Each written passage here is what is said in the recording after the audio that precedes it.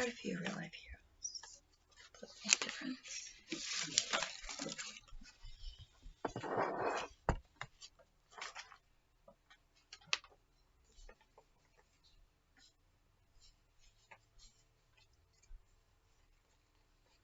Whose work inspired me? For examples, the life, the work that I do in my personal speech is not about real life heroes. It's about fictional heroes, about fictional characters. So who to choose? Well, for some reason my mind kept going back to childhood. Back in the early 80s, for brothers and sisters. Going back to the 80s, watching TV with my 4 brothers and sisters. So I was like, well, let's go with it. Let's follow this thread, see where it leads. So I asked my sister about it. Do you remember watching Saturday morning cartoons when we were little kids together? And so we had this fun, which started a really fun conversation about Saturday morning cartoons. We started talking about different characters and seeing all the theme songs, and then the conversation went to PBS station, the public broadcasting station that we used to watch, Channel 9. And we used to watch these shows like the Bloodhound Gang, Fat Albert, the Letter People, the Electric Company, and Sesame Street. And I was like, oh, Sesame Street. That's when, for me, we hit gold. Play the Sesame Street theme song. Sunny days. Yeah, so give it a song. Makes me happy. So there's a lot of characters on Sesame Street. Here's a picture of the original cast. I mean, there's Big Bird, Oscar the Grouch, Grover, Cookie Monster, Bert and Ernie, and then there was all the real life actors: Maria, Gordon, Mr. Hooper, and then there was like tons of amazing musical guests, like Paul Simon and Stevie Wonder. When I was a little kid, we had all the Stevie Wonder albums. And one of the coolest things about this was, and all the little children actors, and all the and real life children and families, people that look like me, my friends, my family, my neighbors. So I saw, little kids on TV that look like me. That's kind of a big deal, having representation of your culture and your ethnicities on TV. I have a lot of happy memories of watching Sesame Street. It taught me a lot of me and millions of other children. Our foundational skills are the alphabet, numbers, and the Sesame Street writers extensively researched the topic of each of their skits. There was child psychologists and early childhood education curriculum experts. And they did all this educational TV with fun skits, cartoons, and, of course, Muppets. So this was back in the 80s, late 70s, early 80s, when I was a kid. And there wasn't really any educational TV shows for preschool-age children. Now there's like Dora the Explorer, Blue's Clues, and, probably a whole bunch of other newer ones I don't know about that are geared towards preschool children. But not really back then. Sesame Street was super innovative. There were a lot of characters on Sesame Street. I want to show you a picture of Jim Henson. Here he is working the puppets. I mean, this is really cool artistry and technology that they use to film and create and then film the Muppets on Sesame Street. So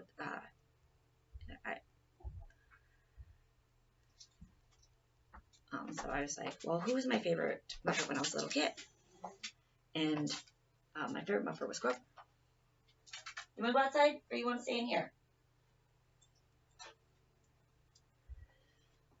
Okay, so Sesame Street also had a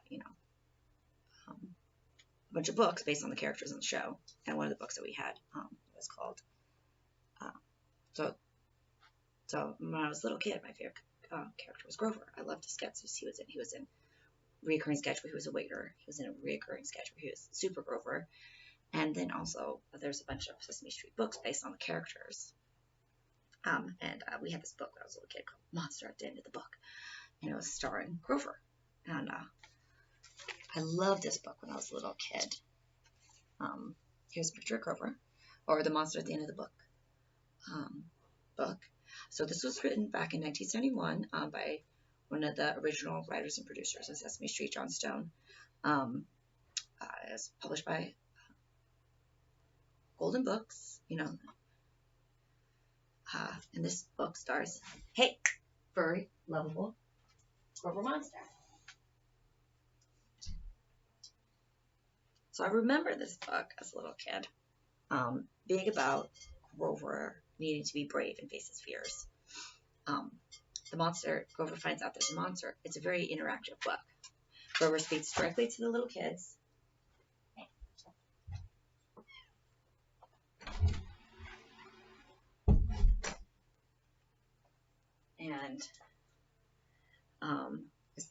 And this kind of interactive book is very educational. It really encourages love of books and literacy to the love of books.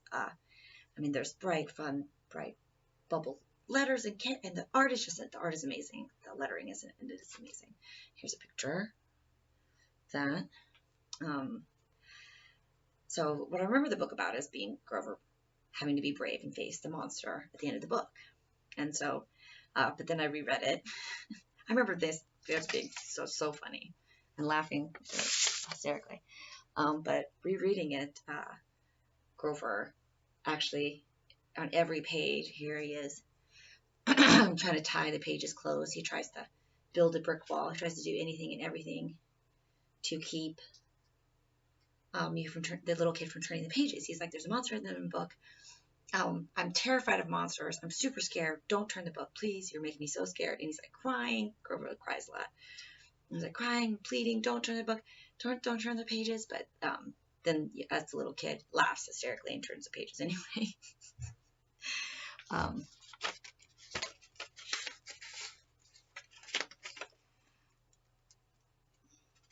So at the end of the book, Grover discovers that the monster at the end of the book, he's dragged kicking and screaming to the end of the book, and he discovers, to his great embarrassment, that the monster is actually him, verbal, lovable Grover Monster. And he was like, oh, so embarrassed. And, and the other character that Grover plays, the waiter, is really similar. He's like this bumbling, really physical comedy, very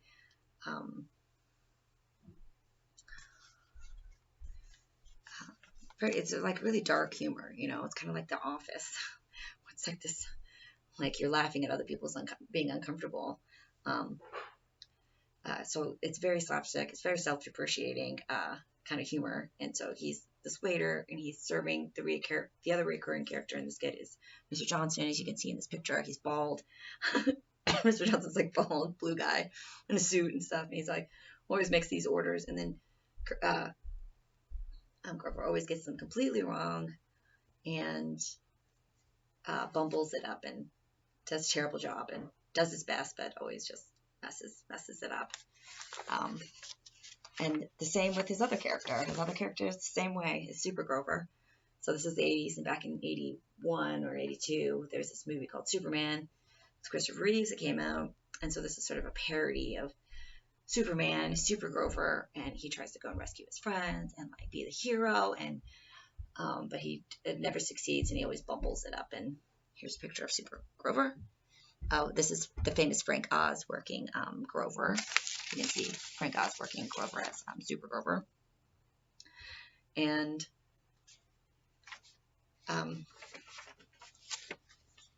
this is Grover Monster. Grover is a deep, dark character on Sesame Street, I think. Like, he always wants to be the good guy. He always tries his best. He always, is fearful, and he always, over pushes through it and tries anyway and does his best, even though he never really succeeds in helping anyone much at all.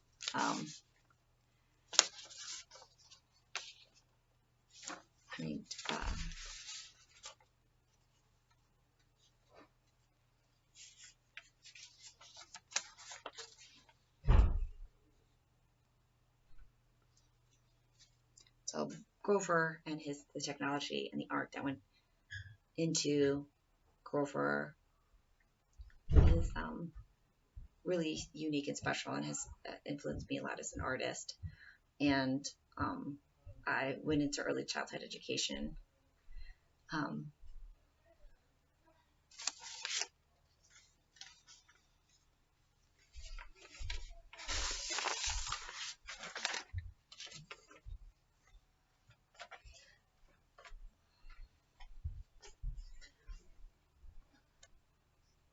and without this technology and these characters, Belle from Sesame Street, you wouldn't have a lot of this. It's a really great puppetry that came out of it, like all the Star Wars, and I mean, even Star Wars is being influenced by Jim Henson to this day. Without um, characters like Grover Monster, you wouldn't have Baby Yoda.